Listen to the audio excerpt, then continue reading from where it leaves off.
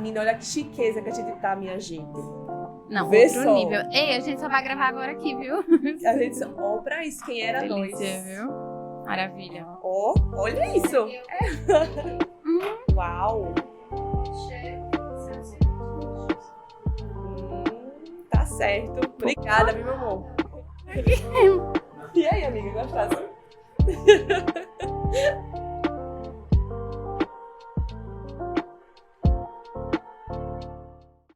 Gente, se vocês estiverem escutando aí uma musiquinha ambiente, um sonzinho diferente do habitual, é porque a gente tá gravando aqui essa live, esse episódio, no Complexo da Superar. Aqui, além desse estúdio, né, onde a gente tá gravando esse local, também tem um restaurante, aí tem música ao vivo, o pessoal faz karaokê, por isso que tá essa musiquinha diferente. É bom que dá uma animada. Vocês podem ver aqui, ó, a gente tem comidinhas, justamente porque aqui tem um restaurante do lado, tá certo? Isso. Foi por isso mesmo, mas nada que atrapalhe. A gente já tá comendo. Nada que atrapalhe o episódio, tá certo? E aí, galera, sejam todos muito bem-vindos e bem-vindas a mais um episódio do Café com Med. Como vocês podem perceber, a gente tá num estúdio um pouquinho diferente no episódio de hoje, porque o episódio de hoje é um episódio muito especial.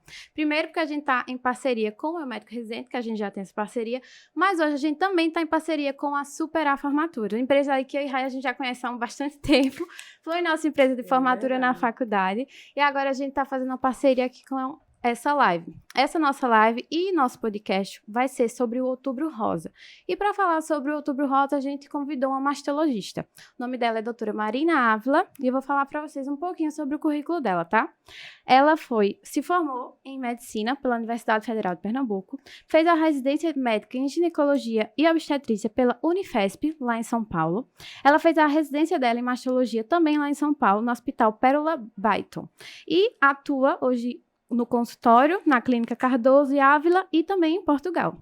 É um prazer, uma honra ter a senhora aqui com a gente. Muito obrigada por aceitar o nosso convite. Doutora. Senhora não, meu amor. Você... Inclusive, quem indicou ela, muita gente indicou ela, foram vocês. Então, muito obrigada pela indicação. A gente colocou uma caixinha perguntando qual mastologista vocês gostariam se a gente fizesse um episódio sobre Outubro Rosa. E o seu nome foi o que realmente... Mas saiu aí na telinha da todo gente. mundo, Marina Ávila, então. Bom, já que a gente trouxe ela aqui a pedido de vocês, a gente também quer pedir pra vocês que vocês, como sempre, gente, vocês têm que ter paciência, mas é preciso, a gente precisa do apoio de vocês. Por favor, siga o nosso canal, comenta aqui embaixo, compartilhe com seus amigos, siga o médico residente e também a Superar Formatura, tá? E a gente Café com Med, né? Por favor, o Instagram da gente, @Café com Med. E tu quer contar também a novidade que a gente tem? Então, antes da gente começar esse episódio especial, né, a gente tem uma novidade para você, que é estudante de medicina, que aí já tá no internato, vai pro internato, ou já é médico formado e tá pensando em fazer um cursinho de residência ano que vem. Então, esse é desconto único, viu, minha gente? Porque a gente conseguiu para essa live um desconto do Eu Médico Residente, o cursinho inclusive o cursinho que eu faço, que a gente lá do Café com Med faz, um desconto de 5% em qualquer curso na plataforma do Eu Médico Residente. Então, assim, seja Enare, SUS, SUS Bahia, SUS CSPE, no caso, vocês vão ter desconto de 5%. Esse desconto é o maior desconto, assim, que a gente realmente consegue, que a própria Superar já deu, é o maior desconto. Você não vai achar desconto maior com qualquer outro parceiro da Não tem outro cupom do que Médico seja Residente. maior do que esse. Realmente Isso. é 5% em qualquer curso que você escolher. Só é colocar lá, Café com Med, que você vai conseguir esse desconto até dia 31 de outubro. Então, não perca tempo. A gente já tá no fim do ano. Se você aí já tá indo pro internato, quer fazer um cursinho de 5º ano. Se você tá no 5º ano e quer fazer o cursinho pra residência do 6º ano, ou se você já é médico e vai fazer residência ano que vem, aproveita a oportunidade. Mas enfim, né? Vamos deixar de falar e vamos começar o episódio. De fato, né? Antes de tudo, vamos começar pelo começo. Por que a mastologia? Por que não seguir outro ramo da ginecologia? Gente, boa noite. Eu queria agradecer, primeiro de tudo, o carinho e a insistência. Eu sei que me buscaram, me mandaram direct, falaram com a minha clínica. Esse mês é um mês realmente puxado para um mastologista, né? É um mês que a gente tá meio celebridade mesmo. Mas porque a vida continua, né? A vida, o trabalho, os pacientes, então Sim, a gente tem que meio que se dividir. Eu agradeço mais o convite e as indicações de quem indicou. Obrigada. Nada. Eu faço mastologia com muito amor. Assim, eu amo o que eu faço E desde que eu entrei na residência, primeiro de ginecologia e obstetrícia, eu já queria fazer mastologia. Eu já entrei pensando em fazer mastologia. Na ginecologia? Na ginecologia primeiro. Uhum. Eu fiz a faculdade aqui, na Federal, e eu decidi fazer prova em São Paulo, na época, porque meu namorado queria fazer a prova lá em São Paulo, eu nem tinha muito esse interesse. E resolvi fazer a prova e falei assim, se eu vou para São Paulo, se eu ficar em um local bom. Sim. Se eu não ficar, se eu não fizer prova e não me der bem, eu volto para Recife e faço a residência aqui. E a minha intenção, na mastologia, a gente pode fazer por cirurgia geral ou por ginecologia obstetrícia, né? Então, tem 2 caminhos. E eu não me via fazendo cirurgia geral, eu achava que combinava mais tratar de mama com a ginecologia obstetrícia, apesar de eu na faculdade inteira achar que eu nunca faria ginecologia obstetrícia. Incrível. Todo mundo que faz GO diz que passou a faculdade dizendo que não ia fazer GO, né? Exatamente. Eu fui uma dessas também. A gente elege assim, os que a gente não queria fazer, e GO certamente é uma delas. E eu gostava muito também de GO, e principalmente de obstetrícia. É uma coisa que eu sinto saudade, inclusive, de fazer parto. Mas passei na Escola Paulista. E aí, passei na Escola Paulista e disse, bom, agora eu vou ter que... Vai ter que Vou entrar. ficar, né? Infelizmente. Eu vou ter, Poxa, nem queria. E era realmente uma concorrência super alta, e eu passei bem, só tinha eu do Nordeste fazendo no meu ano. E passei, na época, as residências de GO eram só 2 anos. E essa da Escola Paulista já eram 3. E eu vou terminar um ano depois do que os meus contemporâneos, né? Ginecologia e obstetrícia. Porque lá a gente já passava por cirurgia geral em um dos anos. Então eu passei por trauma, eu passei por urologia. Pega uma mão de cirurgia maior, então, no caso. Passei por cirurgia plástica, passei por uma mão, assim, tive uma parte da residência que foi bem bacana, esse ano a mais fez uma enorme diferença. Mas eu já queria fazer mastologia. E existe um grande hospital lá, com um volume gigante, até hoje de referência do SUS, que é o Pérola Byton. Então, a residência de mastologia, eu já fui fazer no Pérola Byton. Já foi focada nele mesmo. Na verdade eu fiz a prova, eu fui em primeiro lugar no SUS. Nossa, apenas, menina! E as coisas que você nem lembra depois isso perde tanto sentido, né? Assim, eu me lembrei agora falando isso. E aí eu pude escolher a residência que eu queria fazer. Então eu fui para o Pérola Byton e lá realmente a gente operava 10 casos de câncer por dia. E é um volume gigantesco, continua sendo. Então, foi uma residência bem puxada. Então, foram 3 anos de ginecologia e obstetrícia primeiro, depois 2 anos de mastologia. E eu acho que mastologia, eu não sei muito explicar por que eu decidi fazer. Depois surgiu uma história que seria muito bonita eu contar, porque a minha família tem 7 casos de câncer de mama hoje em dia. Minha Nossa Senhora. E a gente descobriu uma mutação familiar, uma mutação no BRCA, aquela história lá da Angelina Jolie. Mas quando eu escolhi fazer mastologia, só tinha um caso. E eles foram surgindo ao longo do tempo. Hoje eu sou médica de umas pessoas, umas tias minhas, porque já tiveram o câncer depois que eu me formei, né? Que eu terminei. Mas eu sempre quis fazer mama, não me lembro exatamente por quê. Entendi. Só que teve um período que eu quase deixei, assim. Desistiu? Não foi um caminho que eu quase desisto. Depois que eu voltei para Recife, se eu estiver falando demais, me interrompa. Não, pode falar. Aqui é para você falar mesmo. Mas acho que são fatos curiosos que a gente não conta normalmente, porque normalmente a gente não está falando com estudantes, com médicos recém-formados, né?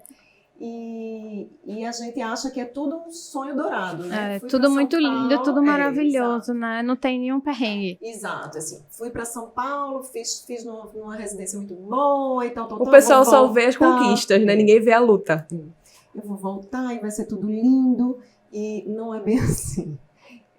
Quando eu voltei, eu já voltei fazendo só mastologia, e foi uma decisão, porque lá em São Paulo eu precisava me sustentar e eu dava plantão de obstetrícia. Sim. Né? Então eu fazia obstetrícia ainda quando saí de lá de São Paulo, na residência toda de mastologia. Depois vim para cá. Só ficou com a masto fiquei mesmo? Só com a masto, porque na minha residência de mastologia, a gente já aprendeu a fazer muito procedimento guiado por ultrassom, por imagem. Uhum. Então, isso era uma coisa que aqui em Recife não tinha. Então foi um diferencial, né? Foi. Não sei dizer se hoje já tem, eu acho que ainda muito pouco. Mas lá em São Paulo, o mastologista faz muita biópsia guiada por imagem. É o masto que faz até mais do que o radiologista. Então, quando eu vim para cá, eu trabalhei com isso enquanto o consultório engrenava, né? E também já facilitava. Se precisava da biópsia, tu mesmo já ia ali e fazia, no caso. Não era porque eu não conseguia fazer no consultório. Eu fazia na clínica de imagem que eu trabalhava. Né? Então, às vezes eu fazia das minhas pacientes, mas a maioria das vezes não. Eu fazia de uma demanda que chegava, eu tinha pouco paciente, né? Até o ponto que eu fui, né, atendendo convênio, você chega de São Paulo sem ninguém lhe conhecer. Você tem que criar. Isso é um medo que o pessoal né? daqui que vai para São Paulo tem, né? De voltar para a terra, né? E o mercado, assim, um pouco sem a gente conhecer muitas pessoas, né? Se infiltrar no mercado daqui de Pernambuco. E é curioso, porque antes de ir, as pessoas falam isso para você. Olha, cuidado, você vai, né? Cuidado. Você vai, eu tenho um tio que é minha grande referência. Meus pais são engenheiros e são médicos. E ele é a minha referência na medicina. E ele falava para mim assim, poxa, você aqui tem todo o suporte, meu suporte. Por que você vai para lá? Você vai lá ser discriminada em São Paulo. E eu falei, tio, o suporte eu vou ter quando eu voltar, seu. Eu vou ter sempre, porque eu sou, né, assim, da família. Então, eu tenho certeza que eu vou e volto e eu continuo tendo a sua ajuda se precisar. Então, foi uma decisão que eu não me arrependo de forma alguma, porque apesar de ser difícil se inserir no mercado, não é fácil, mas o que eu tive de ganho num hospital de referência, num hospital em que eu tive o acesso a fazer os procedimentos que nem existiam aqui em São Paulo, aqui em Recife, me fizeram alavancar. O teu diferencial, né?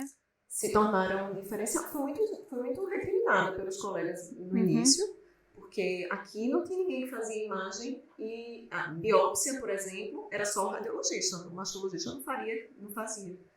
E, então, no começo, as pessoas olhavam meio atravessadas, assim, quem é essa que chegou, né? Então, você sofre algumas coisas e teve um período que eu baqueei, assim, eu disse, poxa, não vai dar certo.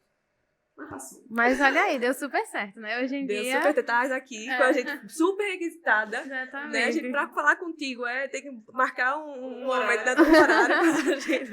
Então, deu muito certo, não deu não? Deu super certo. Mas eu me reinventei muito na mastologia, assim. Eu acho que eu iniciei a vida muito, assim, como todos os médicos, eu acho, iniciam. Eu queria muito fazer consultório. Então, essa foi uma decisão desde o princípio. Eu tenho uma salinha desse tamanho, assim, sublocava uma salinha pequena. Eu ia lá, muitas vezes, atendia um paciente, depois eu estudava a tarde inteira, né? E aí, a biópsia guiada por imagem sustentava, então, eu trabalhava para sustentar o consultório. E depois comecei, eu disse, não, eu vou precisar ir atrás de todos os convênios que eu puder para poder me tornar conhecida. Só que aí começou a chegar um volume de paciente tão gigante, tão grande, que eu fazia assim, eu estou esgotada, não é isso que eu quero, eu não tinha tempo para atender os pacientes. E foi nesse momento que eu falei, não vai dar certo, não é isso que eu quero, é um paciente oncológico, é um paciente com câncer, eu preciso de tempo para conversar. E nesse momento eu falei, eu acho que eu devia ter feito dermato. Todo mundo se questiona, é isso que eu queria falar, assim, é muito normal você escolher uma especialidade e questionar se realmente está no caminho certo, né? Se realmente está no caminho certo, né? Então a mastologia mas foi um encontro muito feliz, e tem sido. Tem sido. E sobre o Outubro Rosa, assim, para quem não sabe o que é Outubro Rosa, diz pra gente o que significa, o que realmente significa. O Outubro Rosa, ele foi um movimento que se iniciou na década de 90, lá nos Estados Unidos, criado por duas irmãs. Elas perderam a irmã com câncer de mama e aí elas criaram uma ONG, e essa ONG tinha o intuito de alertar as mulheres sobre a importância do diagnóstico precoce, principalmente. Então, teve uma primeira corrida de alerta, digamos assim, e nessa corrida elas distribuíram umas fitas rosa para as pessoas amarrarem no braço, na perna, enfim. Foi daí que veio a história do laço rosa. Uhum. E isso é uma proporção gigante, né? Os monumentos hoje são todos pintados de rosa, a gente fala, iluminados de rosa. No mundo inteiro, né? Acho que é a partir daí que surgiram as outras cores dos meses, né? Seguintes. Mas é um mês especialmente de alerta, se iniciou muito assim, de alerta ao rastreamento do câncer, né? Aos exames de imagem. Certo. Eu acho que hoje vem mudando um pouquinho mais, a gente não fala mais só no rastreamento. Também muito sobre prevenção, não é? Isso, eu queria saber exatamente isso, porque o Outubro Rosa a gente fala muito sobre rastreamento, sobre a mamografia, sobre prevenir o câncer. Existe uma forma de prevenir o câncer de mama? Eu gosto mais da palavra redução de risco.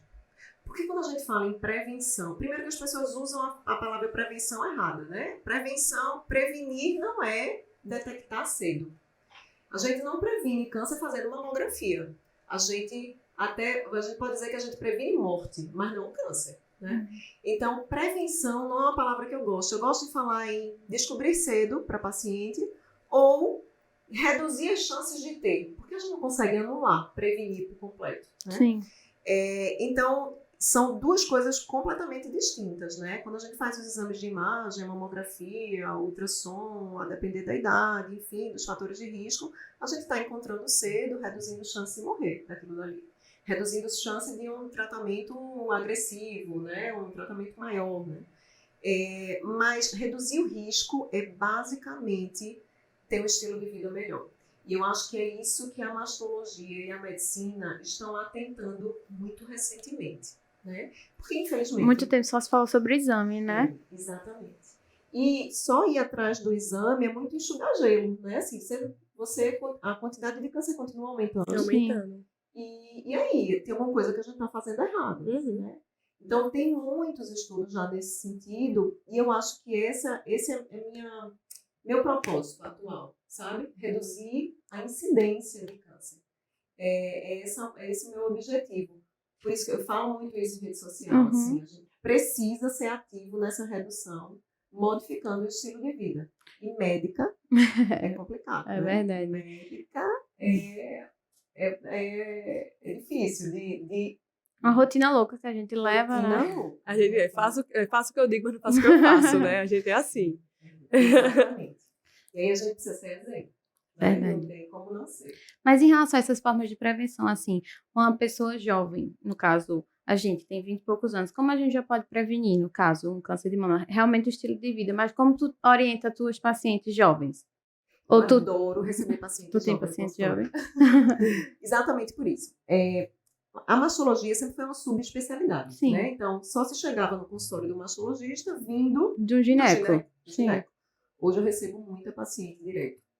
Primeiro porque o câncer de mama ultrapassou de colo de útero, né? Então, se a nossa preocupação anterior era não perder a consulta do gineco com a preocupação do colo do útero, agora é um pouquinho diferente. Segundo, que se tornou uma especialidade tão ampla, mas câncer de mama, depois do Covid, que o Covid ultrapassou, mas é o que mais se publica, o que mais sai artigo depois do Covid, é o número 2. Então, não tem como mais o ginecologista, que faz tudo, ginecologia e obstetrícia, dar conta de entender tudo de mastologia, na minha opinião. Então, antes do Covid, câncer de mama era disparado primeiro que mais publicação. Primeiro, você coloca lá, em primeiro lugar, câncer de mama. Tudo relacionado a isso, né? E aí, Covid veio, superou, né? Mas antes era câncer de mama. Então, se você pisca o olho, você está desatualizado. Então, quando eu recebo um paciente jovem, eu preciso saber se ela está com a composição corporal ok, porque eu preciso entender que um dos fatores de risco, que a gente já conhece há muito tempo, é o sobrepeso e a obesidade. E existem vários estudos mostrando isso na pós-menopausa, né? Mas ainda não na pré-menopausa. Mas existe uma confusão gigante de estudo, porque os estudos não avaliam composição corporal, eles avaliam IMC. Sim. Quando a gente é mais jovem, a gente tem mais massa muscular. Exato. IMC Isso é um fator de confusão grande, é um viés nos estudos. Então, a gente já começa a enxergar, já começa a ter mais estudo mostrando que o percentual de gordura elevado também é um fator de risco antes da menopausa. E precisa combater hoje, não é lá quando eu estiver na menopausa que eu me preocupo com isso. Até porque se eu chego na menopausa acima do peso, se eu já chego lá acima do peso, a minha dificuldade... A chance de diminuir é muito maior, muito né? pior. Mas não é só o sobrepeso. Eu preciso saber o que aquela paciente está comendo. Porque a base da prevenção, É a alimentação. sem sombra de dúvida, é a alimentação. Que cada dia está pior. Então, vem por aí uma leva de câncer de todos os tipos, eu não tenho dúvida. As crianças estão comendo muito pior do que comiam no passado. A gente desembala tudo, a gente não descasca quase mais nada, né? Então, o leite que a gente consome não é mais o leite da vaca tirado, é um leite que dura 6 meses na despensa. Você sabe que você tira o leite de uma vaca, ele estraga com 30 minutos, do lado de fora ele está azedo. Né? Exato. Tudo que a gente consome hoje, quase tudo, é produto alimentício, não é alimento. Então, eu preciso entender como é que aquela paciente está se alimentando. É só fast food? Né? Tem muita gente que vive de fast food. Você sabe que tem um estudo muito interessante mostrando a incidência de câncer de mama nas orientais. A incidência, hoje esse cenário é um pouquinho diferente, porque as orientais têm um estilo de vida muito parecido com as ocidentais, mas lá atrás, um pouco mais atrás. A incidência do câncer de mama nas orientais era uma mulher a cada 38 mulheres. Na americana, uma a cada 8. Nossa. É uma diferença gigante. Gigantesca. Então, poxa, será que existe algo genético, né? E vamos investigar. Será que é o arroz? O que danado é? O que acontece? Fizeram um estudo com as japonesas que imigravam para os Estados Unidos. Essas japonesas passavam a ter uma chance em 8 de desenvolver um câncer. O estilo de vida americano é total definidor, né? É um fator ambiental, completamente. E se a gente não enxergar isso, a gente só cresce, só aumenta. Né? É um conjunto de coisas. É verdade. A base é a alimentação, eu não tenho dúvida. Né? A gente precisa retroceder um pouquinho e se alimentar com comida de mais saudável. Né? Com comida mais saudável. A atividade física, segundo pilar dessa prevenção. Não tem mais como a gente achar que a atividade física é estética. E, infelizmente, muita gente ainda relaciona isso. A atividade física, ela reduz a incidência de diversos tipos de câncer e de mama também. E não é mais, infelizmente, caminhar. Porque a gente escuta, né? A gente lê nos guidelines, caminho... 30 minutinhos por dia, né? 30 minutinhos. Meu médico falou que eu tinha que caminhar. Maravilhoso. Caminhada é meio de transporte. Exatamente. De um canto para o outro. Mas você precisa fazer um exercício mais intenso. Você caminha quando começa. Mas depois você tem que evoluir daquilo dali. E a gente já não tem mais dúvida que o exercício de força é protetor. Então, eu me lembro que na residência, lá em São Paulo, plantão direto, né? Sem dormir, enfim. Eu paguei uma academia por um ano inteiro, eu fui 2 dias. Sustentei como já fiz muito isso.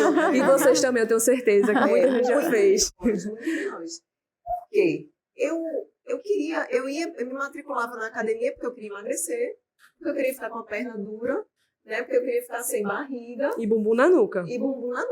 Exato. E aquilo dali não era uma motivação suficiente para uma residente cansada, né? Então, eu dormia. Poxa, eu dava plantão, eu virava plantão, eu vou para a estética, tá ótimo, deixa assim mesmo, deixa né? assim mesmo. Até hoje, a estética que eu queria não veio. Aquela que eu me matriculei lá atrás não apareceu. Aquele bumbum na nuca. Mas eu não deixo mais, porque eu entendo. A mentalidade mudou, né? Do hoje porquê. Eu quero prevenir câncer. Hoje eu quero viver, viajar até ficar velhinha. Eu digo isso, viu? Assim, não, minha mola propulsora para a atividade física é viajar com meus netos. Eu quero viajar com eles dizendo assim, vovó tá lá na frente, ela não espera ninguém, tá? Partiu na frente. Então é por isso que eu vou para a academia. Eu vou sem gostar, mas eu vou. A estética não é suficiente para isso. Verdade. A gente fala um pouquinho de prevenção, já falar assim um bocado, deu pra entender muito bem. Foi realmente assim, um tapa de luva no meu... em mim mesma. Mas sobre o rastreio mesmo. A gente tem o Outubro Rosa, a gente fala muito sobre isso, como a gente já falou. Isso. Como é que funciona? Como é que funciona esse rastreio? Muitas mulheres ficam com dúvidas quando é que começa, quando é que não E começa. também, por que é importante no câncer de mama? O câncer de mama é tão prevalente assim, por que é importante, né? Ter um mês todinho aí dedicado Só pra isso. Só pra isso. No Brasil, se estima agora para esse ano mais de 67 mil novos casos. Né? É o câncer mais prevalente, realmente. Então, a gente escuta muito esse dado, né? No Brasil, 1 a cada 10 mulheres ou 1 a cada 12, depende do estado que você está, né? Se é mais no norte, mais no sul, enfim, vai desenvolver câncer ao longo da vida. Quando a gente fala esse dado assusta bastante. Porque a gente tem quantas mulheres aqui na sala? Então, Uma de nós. Isso é muito comum. A gente normalmente faz exatamente isso. Quando você está dando uma palestra, uma sala cheia de mulheres, todo mundo se olha assim. Meu Deus. Meu Deus. Pânico. Só que é importante a gente entender que esse é um risco acumulado da vida inteira, Sim. certo? Então, o risco de uma jovem aos 20 anos ter um câncer de mama, ele é infinitamente menor. 1 a cada 2.000, 3.000 mulheres, entendeu? Então, esse risco vai sendo aumentado a partir da idade da paciente. Aos 80, o correto seria a gente colocar 10 velhinhas e uma vai ter um câncer de mama. Sim. Entendeu? Sim. Então, não é o risco das jovens ter, é o risco de uma vida inteira de se desenvolver um câncer de mama. Então, como é que a gente... por que é tão importante o diagnóstico? Porque quando a gente descobre cedo, a gente tem maiores chances de cura. A gente tem maiores chances de tratar de uma forma muito simples, de uma forma menos invasiva, menos mutiladora. E por isso é tão importante. Quando a gente fala em rastreio, claramente a gente associa a mamografia. Por que isso acontece? Porque tem vários estudos mostrando que a população que passa por um rastreio mamográfico morre 30% menos. Então, se você separa, é sempre comparativo, né? Os estudos são sempre comparativos. Então, se você compara o grupo que faz com o grupo que não faz, o que fez morre 30% menos. Aqui não existe uma indicação igual em todos os países, certo? De início de rastreio mamográfico. Aí, ultrassom não tem esse estudo. O ultrassom depende muito do operador, depende muito da máquina. O ultrassom não tem estudo que a gente importa normalmente, europeu, americano, então a gente nunca conseguiu comprovar a redução da mortalidade, que é um desfecho duro, importante, no ultrassom. Por isso que a gente fala da mamografia. É engraçado, né, falando agora como médica, porque assim, quando a gente vê uma paciente entrando, principalmente as pacientes mais jovens, uma das primeiras coisas que elas pedem é um ultrassom de mama. Passa um ultrassom de mama, passa um ultrassom de transvaginal, passa como se a gente tivesse grandes estudos que fossem ajudar e tivesse benefício para aquele exame, né? E a gente vê que, na verdade, a gente não tem nenhum estudo que prova que o ultrassom, na verdade, ajuda nesse sentido. O ultrassom, a gente não tem estudo que mostre que o ultrassom reduz mortalidade. Isso. Né? Mas, quando a paciente é uma paciente mais jovem, com um histórico familiar, enfim, que não está na idade do rastreio mamográfico ainda, o ultrassom é uma ferramenta útil, né? É importante a gente dizer que o ultrassom de mama no nosso país é um ultrassom muito bem feito. Claro que existem exceções, existem locais, né? Mas o ultrassom aqui, diferente dos estudos onde acontecem os ultrassons, os grandes estudos, os Estados Unidos, por exemplo, o ultrassom aqui é sempre realizado pelo radiologista. Nos Estados Unidos, boa parte por técnicos. E aí o colega radiologista, ele depois lauda aquele exame. Ele é um exame direcionado, realmente porque não existe evidência sobre a redução de risco. Ele é um exame, ele tem o seu valor diminuído, digamos assim. Quando a gente inclui o ultrassom, a gente também aumenta as chances de a gente encontrar o que não nos interessa, nódulos benignos. E aí essa é uma justificativa grande da gente não sair pedindo exames demais. Né? Exato. Então, às vezes, uma mulher jovem que está muito distante de um risco de câncer de mama, vai fazer um ultrassom, vai encontrar 3, 4 nódulos benignos e você vai muito mais assustá-la do que qualquer outra coisa, né? Então, quando a gente inclui um exame de rastreio, a gente tem que primeiro entender qual a probabilidade pré-teste daquele exame, né? Isso é uma dúvida muito minha em relação a, tipo assim, eu como médica atendendo mesmo. Porque muitas pacientes que chegam, não chegam antes da idade do início do rastreio. E, geralmente, todas querem fazer aquele ultrassom de mama anualmente. Como, assim, já que eu não posso fazer ainda a mamografia anual, eu quero fazer a ultrassom anual. Tem essa indicação clara de pacientes mais jovens, com 20, 30, 40 anos, fazerem uma ultrassom de mamas anualmente? Não tem indicação formal, mas não tem contraindicação. Entendi. Né? A gente precisa entender que é um exame de baixo custo, que não tem radiação, e que muitas vezes vai trazer tranquilidade para a sua paciente. Entendi. Então, se é uma paciente que te solicita isso, não vejo nenhum problema de se solicitar. Sim. Claro, a gente não vai... Às vezes eu recebo no consultório crianças que tiveram exame de mama solicitados, né? Não tem qualquer sentido. Mas em pacientes jovens, a gente tem um estudo brasileiro, dos poucos que a gente tem, sobre incidência, né, um estudo epidemiológico, mostrando um dado interessante na população brasileira. A maior parte dos serviços do SUS, né, chama Amazona, o nome do grupo, do estudo, e no estudo brasileiro, quase 40% dos casos aconteceram antes dos 50 anos. Então, veja, a importância da ultrassom, né? A idade do rastreamento mamográfico para a gente aqui no SUS é a partir dos 50. É um pouco tardio. É um pouco tardio. Então, por isso a Sociedade Brasileira de Masto, a FEBRASGO, a Sociedade de Radiologia... Inicia com 40 anos. Orienta a iniciar o rastreio aos 40 anos. Então, a gente acaba iniciando e parece que no Brasil realmente existe uma justificativa para a gente iniciar o rastreio aos 40. Mas aí um contraponto do SUS também, que infelizmente em algumas unidades só disponibilizam a partir dos 50 anos, Não, né? no SUS realmente você só vai consegue fazer... a partir de 50 anos. Aí exato. fica esse contraponto da... será que por exemplo, num caso desse, uma mulher com 45 anos chega para mim, já teria a indicação de eu fazer uma mamografia no SUS, mas eu não consigo solicitar, seria melhor solicitar uma mamografia ou um ultrassom de mama? Já a mamografia? A partir dos 40 anos eu já solicitaria uma mamografia. Né? Se ela vai conseguir realizar, eu acredito que com a solicitação médica ela consiga. Sim, claro. Né? Ela não consegue chegar em livre demanda hoje no SUS para fazer a mamografia antes dos 50. Mas se você sabe que é interessante que ela faça, você pode solicitar sim. Não conseguiu, vamos fazer o ultrassom, porque é o que a gente tem disponível. Né? Então, doutora Marina, mas vamos só para o pessoal que está, as pacientes principalmente que estão assistindo, né? Sobre o rastreio, como é que a gente faria mesmo, assim, a idade certinha? Mamografia anual, a partir dos 40 anos, associado ou não a ultrassom, o médico da paciente é quem normalmente vai decidir. Em pacientes com mamas densas, que são aquelas pacientes mais jovens, normalmente se solicita ultrassom. Vamos pensar num contexto ideal, tá certo? Claro.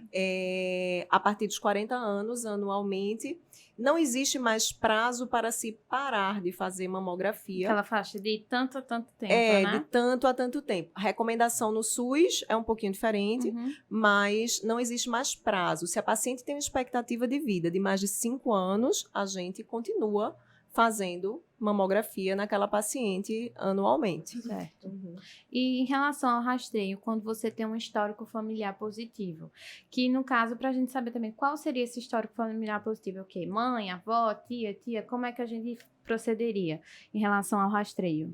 Quando a gente tem uma história num parente de primeiro grau na família, isso já é suficiente para a gente solicitar o rastreio mamográfico 10 anos antes do câncer mais jovem, certo? Da família. Então, se a paciente teve uma história familiar de um câncer aos 55, aos 45 precisaria começar. Se ela teve aos 45, aos 35 eu já começo. Nunca antes dos 30. Não tem muito sentido a gente fazer mamografia nesse momento. Aí faria ultrassom mesmo. Faria ultrassom. Em alguns casos, a gente faz a ressonância. Então, sempre 10 anos antes. 10 anos antes do idade episódio da sua familiar mais jovem. Então, por exemplo, se você que está chutando, uma avó ou, no caso, seria sua mãe mesmo? Só para ela Não, saber. Primeiro grau. Existem alguns critérios que a gente junta para entender o risco individual daquela Certo. paciente, certo? Então, é um pouquinho diferente quando a gente fala, no caso de uma avó que teve um câncer aos 70, não tem mais ninguém na família que teve câncer, aquela senhora teve um câncer tratável, ficou bem, tudo certo. Essa paciente, provavelmente, ela tem um risco muito semelhante a qualquer outra mulher, certo? Certo. Então, é bem provável que aquele câncer não tenha qualquer relação genética, Mas digamos assim. aí seria mais em relação aos hábitos de vida mesmo. Aos hábitos de vida. Um câncer numa idosa. A gente espera que aconteça um câncer numa idosa. Quando é que a gente começa a suspeitar de algo genético?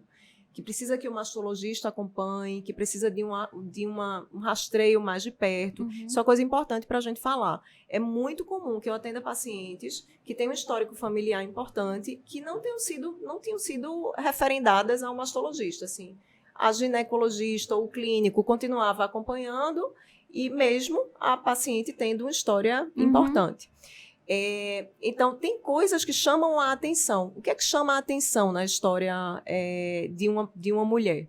Primeiro, os casos de um lado do outro da família são exatamente iguais. Então, se eu tenho história paterna ou materna, tanto faz. O meu risco de receber aquilo dali é semelhante, né? Para mim, é mais importante quando tudo acontece do lado de uma família só, porque eu começo a suspeitar que existe um defeito genético. Então, Sim. por exemplo, um caso, a gente tinha a história do caso de câncer de mama aos 70 anos numa vozinha. Mas eu tenho uma outra paciente que ela teve a avó aos 40 que morreu de câncer. Veja, um câncer aos 40 já é algo hoje que a gente precisa investigar, certo? Então, é um pouco diferente. Eu tive... as pacientes tiveram câncer um pouco mais tarde, mas eu tive a minha avó com câncer, eu tive minha mãe com câncer, minha tia com câncer. Essa é uma história que a gente precisa ficar mais atento e certamente a gente hoje investiga geneticamente essa família. Então, quando algo foge do normal, digamos assim, 2 tumores primários numa única paciente, poxa, isso não é o normal de se acontecer. Sim. Então, eu vou atrás e investigar. Caso de câncer de mama em homem, também não é comum de acontecer, está bem relacionado à mutação. O que é estranho, uma família que tem vários tumores, não só de mama. Todo mundo na minha família, doutora, morre de câncer. Teve um câncer diferente. De um lado, não tem ninguém. Todo E mundo às morreu vezes de ovário, né? De vários. Nem interessa muito quais os tipos, mas você diz assim, não, na minha família, eu tenho 5 tios, todos eles morreram de câncer. Para mim, interessa saber quais são os tipos, porque eu vou nortear o que eu imagino de mutação. Mas para o médico generalista... Se você tem uma família com vários tipos diferentes de câncer, você já precisa orientar que aquela pessoa passe num geneticista, num oncologista, em alguém que investigue aquela família um pouco melhor. Porque a gente já conhece muita coisa e pode se antecipar, né? Isso. Sim. Quando a paciente, falando de rastreio, quando a paciente tem uma suspeita de mutação, uma história importante, né, algo que me faz pensar num defeito genético, aí o rastreio é diferente. Aí a gente acompanha essa paciente a partir dos 18 anos, a gente faz exames de mama, normalmente ressonância, a partir dos 25, anual, e a gente inicia a mamografia a partir dos 30. Então, ela começa com ressonância, depois ela inicia mamografia e ressonância. Então, é um rastreio bem mais... De pertinho, de assim, perto, mais intenso, mais necessário. Anualmente, né? Anualmente. Entendi. E em relação aos sintomas, eu tô em casa, senti alguma coisa, o que é que eu posso sentir tendo câncer de mama? Ou ver de diferente, achar de Isso. diferente, né? As pacientes têm dúvida, meu peito tá doendo muito, será que é câncer? Quais são os sintomas mais relacionados ao câncer de mama? Pra ligar aquele alerta, assim. Principal disparado sintoma de câncer, sinal de câncer, é um nódulo, é um caroço, né? Agora, quando a gente fala isso, todo mundo vai logo passar a mão na mama. Aí eu tenho um caroço aqui, meu Deus do céu, aí já procurando no Google, tem 2 dias de vida, né? É exatamente isso. 2 dias, muito, né? Amanhã. Horas de vida. Mas é assim, é interessante a gente falar sobre esse assunto, porque a gente já puxa o gancho do autoexame. Sim. Se você for hoje no site do INCA, não existe mais uma recomendação de autoexame. E isso se baseia num estudo mostrando que não existe redução da mortalidade como na mamografia, certo? Uhum. Então, aquela indicação que a gente continua fazendo, né, de fazer o exame uma vez por mês, se examinar, levanta o braço, tem os cartazes, né? Um braço assim, um braço lá. E a paciente às vezes chega no consultório e faz, eu não sei fazer. Eu não faço porque eu não sei fazer. Ou então diz assim, eu tenho vários caroços, eu tenho vários nódulos e eu tô com alguma coisa. Porque não sabe o que tá palpando. Porque não sabe o que tá palpando. Essa orientação desse autoexame mensal, isso tem caído por terra, porque a gente não tem reduzido mortalidade dessa forma, certo? O que é que eu, Marina, acho? Eu acho que a gente precisava trocar só o nome de autoexame para autoconhecimento, sabe? Então, primeiro, tirar da paciente o peso de que ela precisa diagnosticar alguma coisa. Ela não tem que saber fazer exame igual a gente faz, igual eu faço, igual vocês fazem no consultório. Ela precisa só se conhecer. E ver que tem alguma coisa estranha ali, isso, né? Todo mundo conhece seu corpo, ou precisa, né, pelo menos conhecer. Então, normalmente eu explico, você acha que se aparecer um caroço na barriga, você vai perceber? Eu vou perceber. Se aparecer na mama, você também vai. Então, a gente não consegue sentir nódulos profundos e pequenos. A gente consegue sentir nódulos superficiais ou grandes. E a gente sente isso tomando banho. Né? Então, a gente sente isso, olhei para o espelho, poxa, eu tenho um mamilo que está meio, né, esquisito, está repuxando. Você percebe, a maioria das pacientes diagnostica, encontra um nódulo, né? Olha, no meu dia 30, eu fui fazer o autoexame e achei esse nódulo daqui. Não é assim. Não. Ela vai sentindo, Exato. Então, às vezes, a recomendação de dizer se autoexamine, para algumas pacientes, traz um peso que elas ou enlouquecem com aquele autoexame, porque aí tem umas que se autoexaminam todos os dias. E eu não tô achando nada, e agora? Por outro lado, diz, e tem o oposto, assim, não sinto nada, não tenho nada. Não vou no médico, não faço exame. Então, é esse o questionamento. Para mim, é uma substituiçãozinha de uma palavra, assim, se conheça, você se conhece, né? Então, não tem que ter medo de deixar de ver algo, nem de ficar se procurando, se examinando. Tem várias histórias anedóticas, assim, de pacientes que perdem a vida porque têm um medo tão grande, se examinam tanto que passam em consulta, assim, mensalmente, achando que descobriram alguma coisa. Quais os sintomas clássicos que a gente pode ter? Nódulo, uma retração do mamilo. A retração do mamilo não é um mamilo que já sempre foi retraído, né? Nem é bilateral, né? Não é aquele mamilo que entra e depois sai. A retração do mamilo é causada por um nódulo que está crescendo ali atrás do mamilo e puxa-se os ligamentos de dentro da mama. Então, é um mamilo que vai entrando e não volta. É porque realmente tem alguma coisa ali puxando, estranha. Fibrosando lá dentro, sabe? Então, a retração do mamilo, nódulo.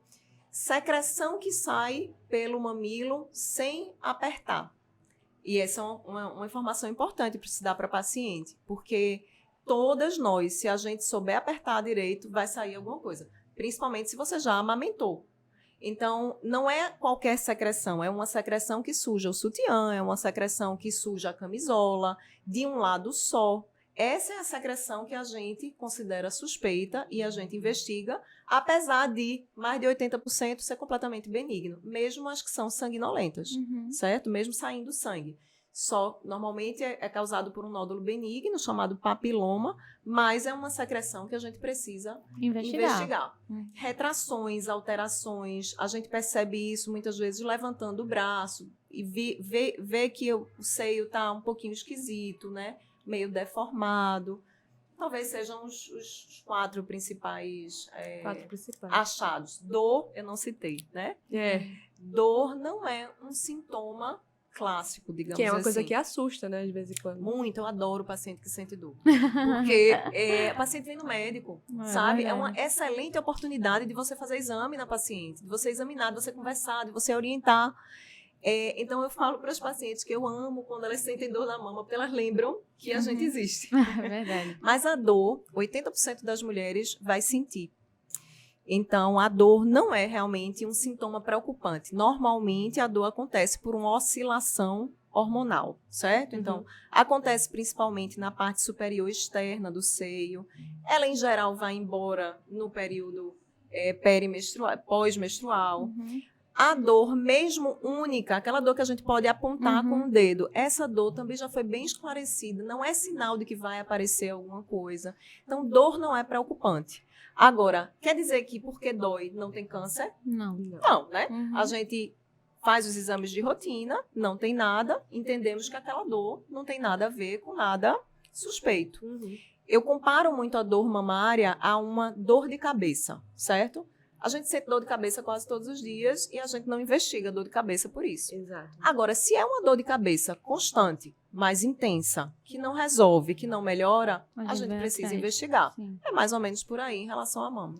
Em relação agora, a gente falando para quem é médico, principalmente a gente recém-formado, que atende até o pessoal, tem alguma característica específica quando a gente palpar o seio da paciente do nódulo, que a gente já liga o alerta para encaminhar para uma mastologista?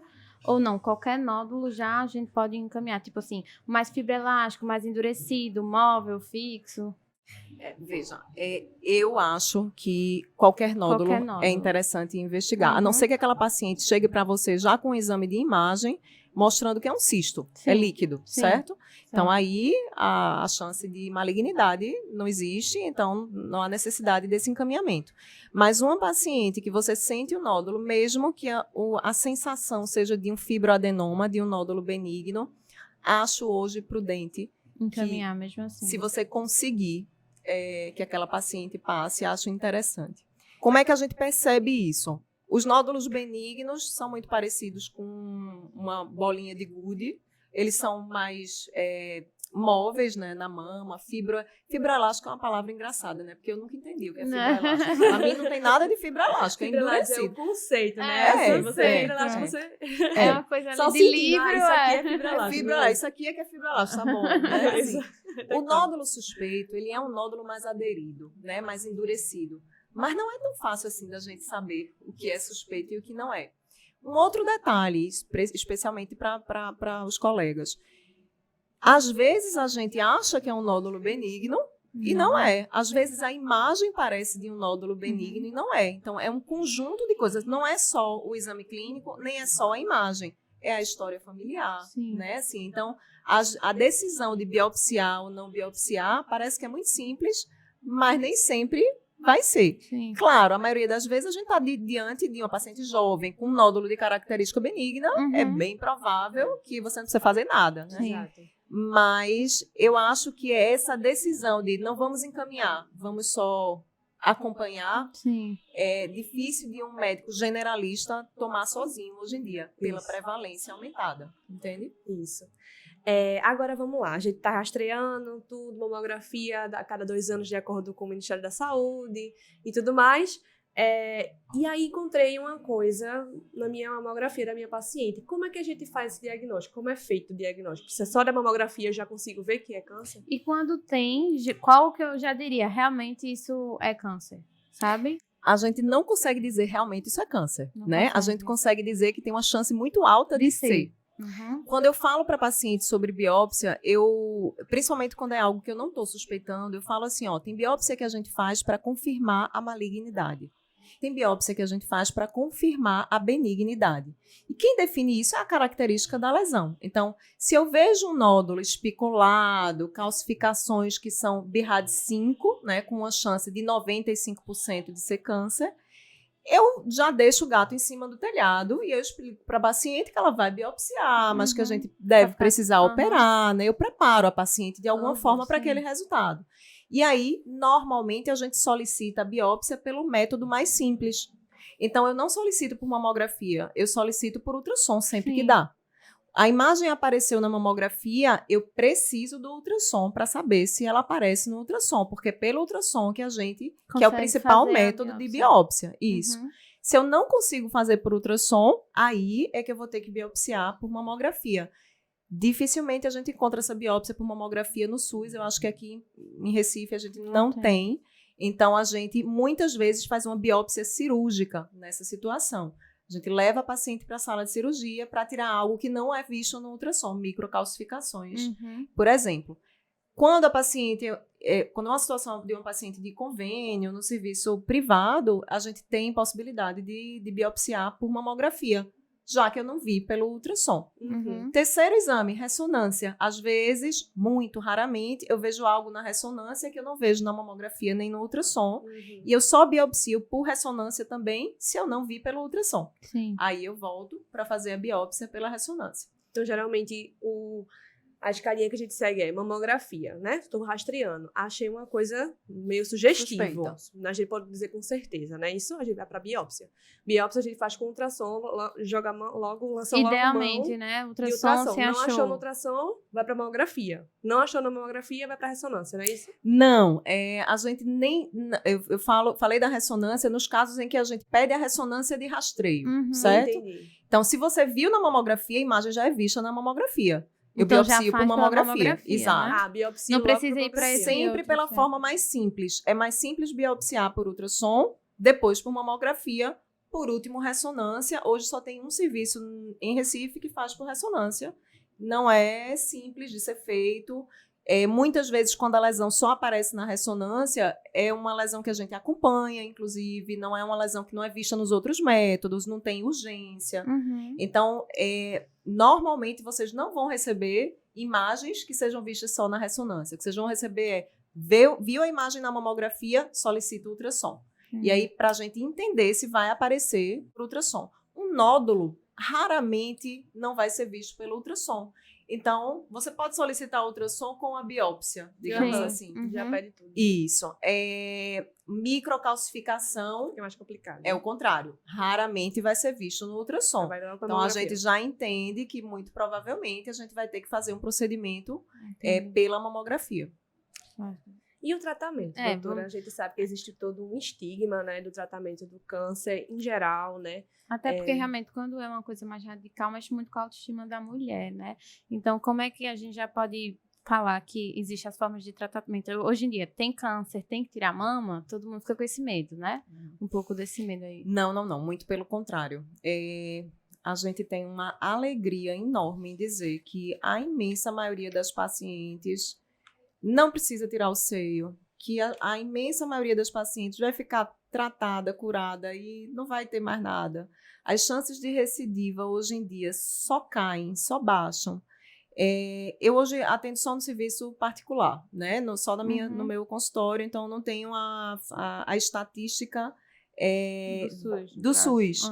Mas eu estou há 12 anos atendendo em consultório e eu não tenho pacientes que recidivaram. Que coisa Né? boa. Então, é um dado que alegra muito a paciente de escutar. Mas o dado de estudo é que hoje as recidivas de uma cirurgia conservadora, quando a gente preserva a mama, são em torno de 1 a 2% a cada 10 anos. Então, isso quer dizer que 98% das pacientes não vai ter nada em 10 anos, né? Isso é uma informação muito importante. Por que a gente deixa a mama e a gente não faz mastectomia mais? Porque a gente entendeu com vários e vários estudos que a gente não precisa mais tirar a mama. As pacientes não ficam tratadas de forma pior. Muito pelo contrário. Existe uma tendênciazinha a uma melhor sobrevida na cirurgia conservadora do que na mastectomia. Então, hoje, a gente só tira a mama se não tiver outra alternativa, né? Se a gente não conseguir preservar a mama. Mas o que a gente precisa tirar é o nódulo, ali, inclusive com uma área que não precisa ser muito grande em volta da mama. E o restante do tratamento é que tem cada dia mais melhorado. Então, quimioterapia quando é necessário, radioterapia quando é necessário, hormônio, anti-hormônio, né? Chama hormonioterapia, mas é um bloqueio hormonal. A terapia-alvo para determinados tipos de tumores. Então, cada dia mais se evolui e eu muitas vezes consigo dar uma informação e uma notícia boa para a paciente, né? Você descobriu cedo, a gente vai tratar, a gente vai resolver. Às vezes não é assim. Às vezes a gente descobre um caso avançado. Mas não é a regra. A regra é que a gente descubra uma doença curável. A mortalidade é alta do câncer de mama ou não? Não é alta, não. Depende muito do tipo, depende muito do estádio que a gente diagnostica a paciente, né?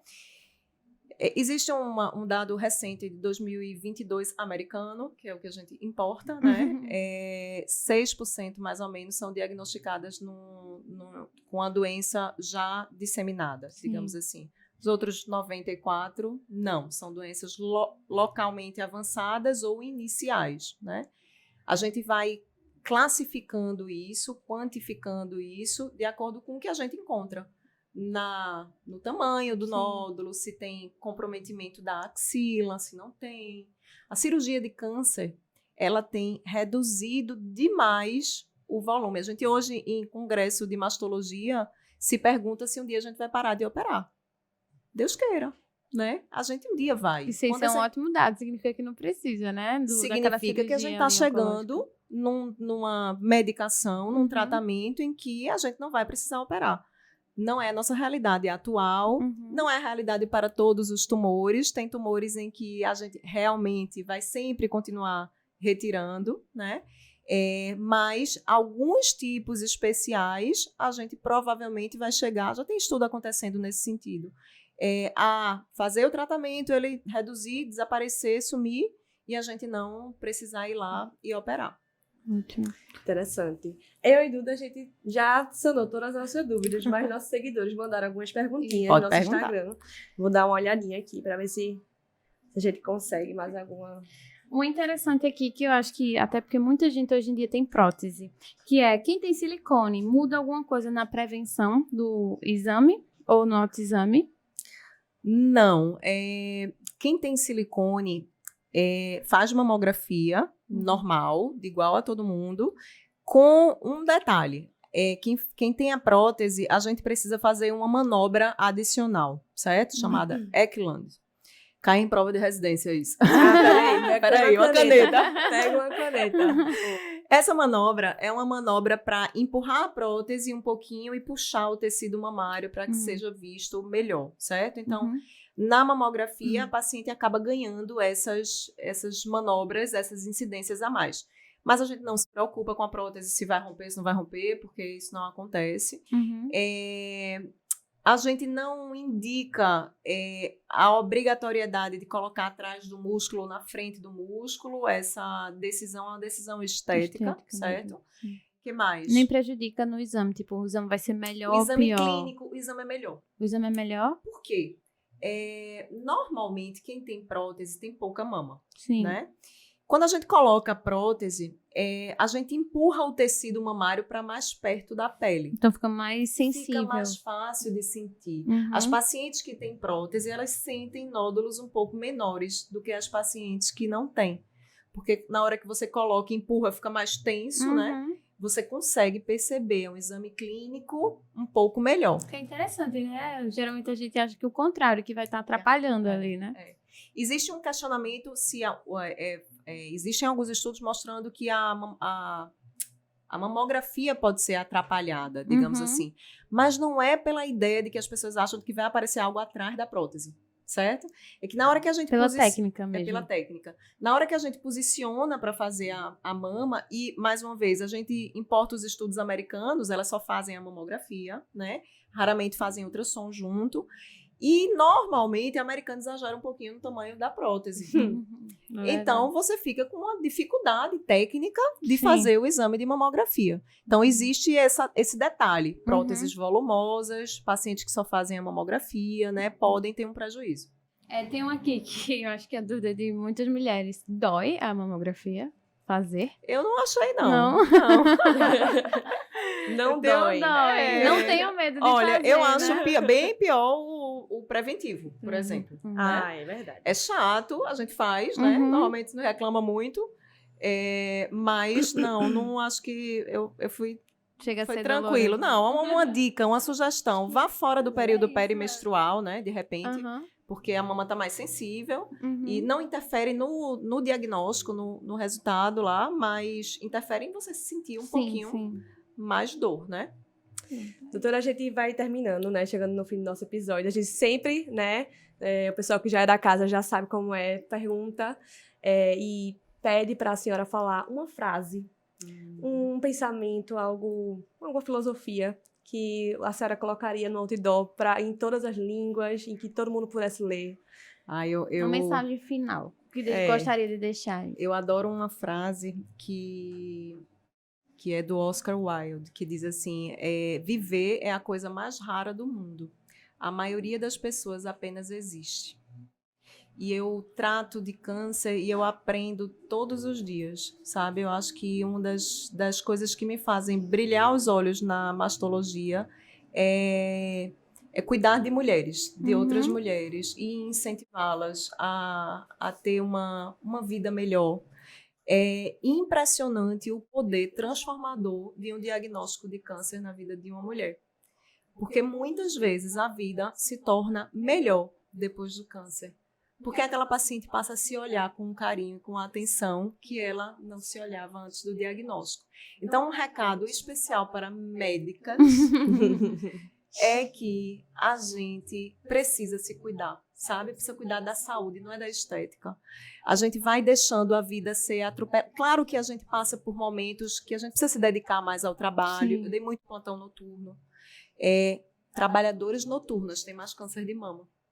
Então, essa é uma coisa que eu falo, poxa, precisa se programar para não passar uma vida num plantão noturno, uma vida inteira, porque sabe? Isso interfere diretamente na incidência. Isso então. interfere diretamente na incidência. Então, se a gente se cuidar, e se a gente for exemplo para as nossas pacientes, a gente vai ter uma geração futura com muito menos câncer, né? Estamos melhorando o tratamento, ótimo, mas a gente precisa melhorar a incidência, porque só tem crescido. Bem forte. É isso aí. Agora a gente vai para aquela parte do biscoito da semana, explicando para quem não conhece. A gente, no fim de todo episódio, a gente dá uma dica. Pode ser uma série, um livro, um documentário, o que quiser. Não precisa ser relacionado à medicina. E a gente sempre começa por nossa convidada. Qual é o biscoito da semana? Médico é meio alienado, né? A gente vai ler tudo é muito relacionado à medicina. E tem um livro que eu gosto muito, que eu acho super interessante para os médicos, que se chama A Morte é um Dia que Vale a Pena Viver. É de Cláudia Quintana Arantes, é uma médica paliativista, e ela dá uma lição sobre esse autocuidado, esse olhar assim, para a gente e para o paciente, que no caso dela é um paciente terminal, sabe? Esse é um livro, assim, para qualquer pessoa, não precisa ser para médico. Ela tem um TED Talks dessa palestra e eu gosto muito, acho bem interessante. Repete pra gente, por favor. A morte é um dia que vale a pena viver. Ótimo. E tu, amiga? Bom, meu biscoito da semana não vai ser uma série. Como a gente tá falando de câncer de mama, a gente tem um episódio 8, bem no comecinho do nosso podcast, no tempo das cavernas ainda, que a gente gravou sobre... Não tem estrutura dessa, sim, A gente não tinha todo esse aparato, mas ainda é muito informativo. É um episódio sobre câncer de mama, mas de uma forma mais médica, só os bisuzinhos para você acertar aquela questão e tal, enfim, vocês entendem. Mais conteúdo mesmo, né? É mais conteúdo médico, para quem quer pegar mais o conteúdo sobre o câncer de mama mesmo. Aquele episódio 8 no podcast Café com Med, Spotify e todas as plataformas de podcast que você preferir. O meu podcast, o meu biscoito da semana vai ser um filme que eu assisti recentemente. É um filme que se chama Concussion, que quem fez foi o Will Smith, ele é o ator principal, e fala sobre um médico que é Bennett Omalu, Dr. Omalu, que ele foi um médico que descobriu o ETC, que é a encefalopatia traumática crônica. Ele descobriu que jogadores da NFL, que é um esporte super tradicional nos Estados Unidos, tinham uma incidência maior de ter essa ETC, que ele fala, por conta dos traumas recorrentes. Então, ele, mais ou menos em 2002, ele descobriu que ele era um médico, que ele fazia autópsia de um paciente. Ele fez aquela autópsia e viu que tinha alguma coisa errada. Tinha algumas hemorragias intracranianas que não eram vistas a olho nu e não alteravam na tomografia. Mas quando ele fez o anatomopatológico, porque ele era patologista, ele viu que tinha alguma coisa alterada. E essas alterações... Ou spoiler.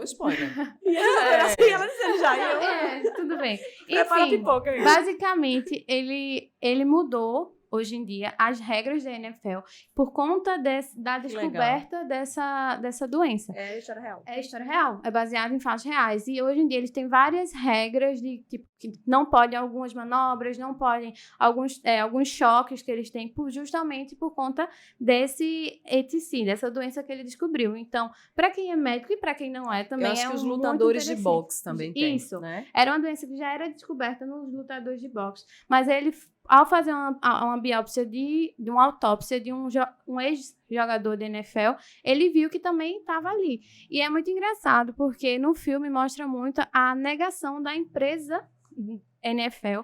Isso é uma coisa que é muito presente até nos dias atuais, né? Sim, que é o com negacionismo devido a Comprovação parte... científica, tudo. Isso, exato. E mais a parte do comercial, a parte financeira do negócio. Isso, exato. Aí choca entre a ciência e realmente o dinheiro. É muito interessante, eu indico. É Concurso o nome. Assisti. Assisti também. E é isso, né? É isso. Acho que a gente... Doutora, foi muito bom tê-la aqui. Muito Realmente. obrigada. A gente Meninas. agradece demais Onde ter a gente tirado pode um te tempinho encontrar? aí. Eu tô lá nas redes sociais, né? Tem que estar. E estamos lá durante o ano inteiro, falando um pouquinho sobre prevenção, sobre redução de risco, enfim, tirando dúvidas. É @doutora DRA Marina Ávila. Estarei lá. @DRA Marina Ávila. Quer deixar uma mensagem final? Eu só queria agradecer e dizer que eu falo muito que o câncer a gente previne entre um outubro e outro. Então, não adianta só a gente falar e pensar em fazer exame em outubro e esquecer O resto do ano, o né? resto do ano. É Então, verdade. é entre outubros que a gente realmente reduz a incidência do câncer. Pois é. Muito obrigada, é isso. Lembre de seguir a gente nas redes sociais, então aí, @Café Comédia, @doutora Marina Ávila, @eumédico-residente, @superar também. Muitos agradecimento, arrobas pra muitos vocês arrobas. aí. Um agradecimento ao médico residente e ao Superar que fez possível, né? A gente tá aqui. Exatamente. A gente tá aqui Muito na casa obrigada. da Superar, pra vocês verem esse aqui. A gente de local rosinha, vocês incrível. perceberam? A gente tá de rosinha, bem menina. É isso. E esse episódio vai estar disponível e já tivemos a live. Muito obrigada. Lembre de curtir o episódio antes de ir embora desse vídeo. Sigam a gente e é isso. Até o próximo episódio. Valeu, gente. Tchau. Tchauzinho. Tchau.